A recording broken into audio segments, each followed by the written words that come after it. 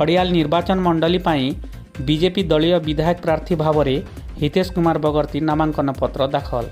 Khadiyal 72 number निर्वाचन मंडली पाई Bharatiya Janata party विधायक प्रार्थी भाव में हितेश कुमार बगर्ती घाटीपड़ा ठारू एक विराट शोभायात्रा बाहरी निर्वाचन पंजीकरण अधिकारी सुभाष चंद्र रायतांठारे नामांकन पत्र दाखल करिसेंती।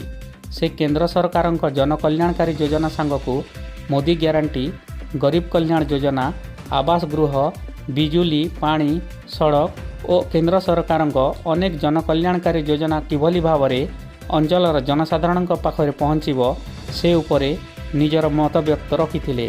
Bureau news Udanti live.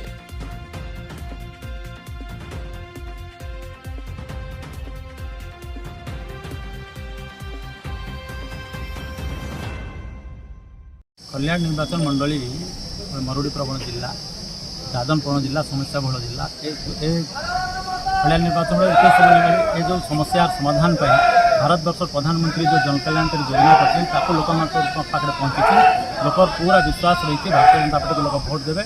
आउ 24 वर्ष नवीन पट्टनायक सरकार दुराचारी सरकार शिशु अपहरण हो, नारी निर्यातना हो, अपराध क्षेत्र में 1 नंबर ताकू लोक विताड़ित करके भारतीय जनता पार्टी सरकार अभिस्थापित कर ए विश्वास लोक रही।